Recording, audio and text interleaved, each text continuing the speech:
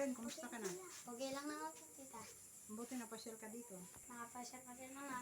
Namiss Ikaw ko pa kasi naman. ang computer. After, pagkatapos biglang di kita nakikita. Ito, Dumadaan kakit ka kito. na lang. May pasok na kasi eh. Nagko-concentrate. Nag-tenstop po kami. Hindi ka naman bagsak o wala pa yung ano. Wala lang ang baksak. Lang naman kita yung yung isa lang yung English lang. Dagdagan mo pa kung peanut butter kasi nakakatalino daw yun kasi meron siyang peanut. Ako sa English pasada po dati.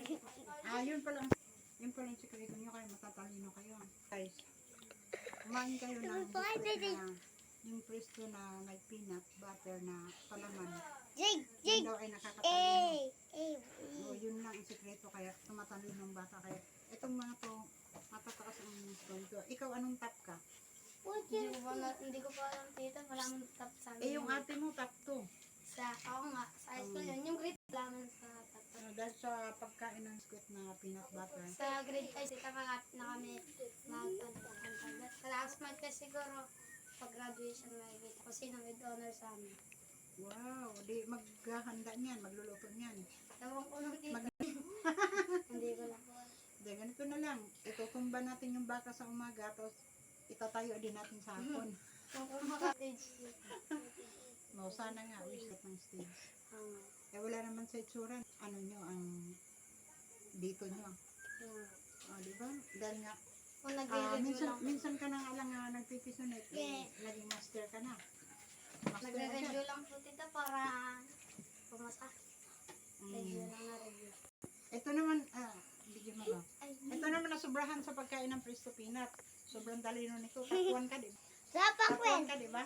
Pakwan, sa akin. Hindi pakwan, tapwan. Tignan mo nangyari sa'yo dahil hindi ka pumapasok. So, hindi mo alam ang... So, ang pagkakaintindi mo, pakwan. Ang kapatid, Pumasok ka kasi sa school. kapatid ko ngayon. Para maintindihan mo yung top, tapos 1, 2, 3, 4. May ibig sabihin niya, may bilang yun eh. Si Jacob Pag nga tita. matalino ka, 1. Tapos matalino ka pa rin, basta pasok ka sa top. Hindi pakwan. Kasi yung pagkakaintindihan, pagkasabi ko top 1, kala niya pakwan. Kapatid ko nga tita, grade 1 na si Jacob nga tita. Hindi man tinakot pumasok yun. Gusto nga pumasok. Marunong magbilang nga to 20. Nagbilang ng 120. Tsaka alam niya po siya ng pangalan.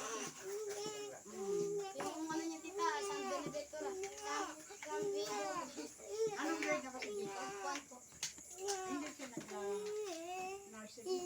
Meron. Sa kapilang yung ano na. Tapos kabang school na talaga. Tapos yung ano. Anong grade ka na ba? Tita. Ba, graduation. Pero bakit mas matanda ka dito, di ba? Opo. Ba't hindi ka lumaki? Hindi po inatuli yata ako. Hindi, kulang ka sa kain ng star margarine. Dapat kumain ka pa ng star margarine. Halaman tita yung gusto ko niya. Margarine. Butter. Ang sasangag yung rice, tapos ang gagamitin mo, margarine. Ito, pang Miss Universe ang ano ito eh. Singer yan tita. May di kumanta yan pero may hika. Kantahin mo na lang yung hika. Hika! Hika! At sinong pong yan yan? Bawal sa'yo ang Pusa. yung mga feeder ng yung balahibo. O Feeder. pusa tita ganun. Pusa. Allergic siya sa pusa. Kasi mayroon, patay na kasi yung manggagamot ng ambularyo na halimbawa pagka mahika ka, tapos kulang ka sa budget. So, hindi mo na ganun sa hospital. Magkatira ka sa ambularyo. Pero mayroon na ganun dyan. Ako nga O, tita. alam mo, doon malalaman kung bakit naghika ka kung anong mayroon doon na nakabara sa tubo. Doon sa paghinga mo. Alam mo ang ginagawa? Ginagano, pak! Ayun, may ano yan eh, may sakit yan. Isingit natin yung aso, may sakit. Uminom ng ano, yun, gumaling. Ang galing ni JR mag ano sa aso. Kahit yung aso namin tita si Cindy, galisan niya. Hindi. Hindi na kumain kanina. Akala ko matulog sa aso namin. So, pinahin mo siya ng asukal. So, pag magkaroon kami ng Asukal at aso. saka tubig tita. Wala po. Tapos pag magkaroon kami ulit ng aso, pag kami gumahina, ganun gagawin ko. Si Cindy, yung aso namin yung topic natin kanina?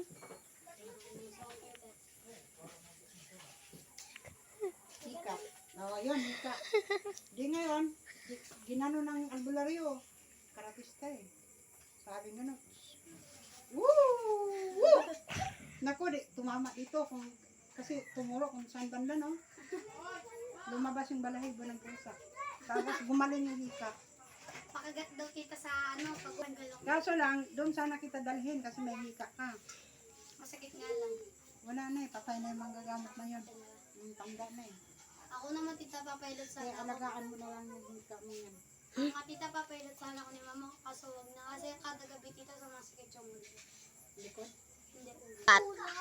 Ay, bakit? Nahulog sa pader. Napunta. Noon siguro bago ka isilang, tag-ulan noon, sabi ko si mama ko. Sabi ko,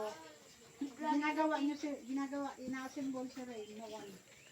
Sabi ko, tag-ulan. Tawa ng tawa mama mo. Lupa-lupa sabi. Kaya pala rin pangalan ko. So, ginawan ko na lang yung story yan. Siyempre, bakit naging rain? Kasi, ang pagkakabita Ay, ko mata ni kasi Kuya yun ang rin, oh. pangalan talaga ng tao eh. Bakit naging ulan? Yun ang ang Dito pangalan ng man, ulan. kapapansin. Kahit nasa rola din, hindi mo Dapat ang sintong mo, ano? Lagi na lang umuulan. numulan na Parang walang katapusan. may bagyo tita na yun. Yung may pasok tita, Nang mamang ay bakit kasi Catherine patay nyo? tapit niya ng pangalan. Ay, Jeffrey. Auto. Yung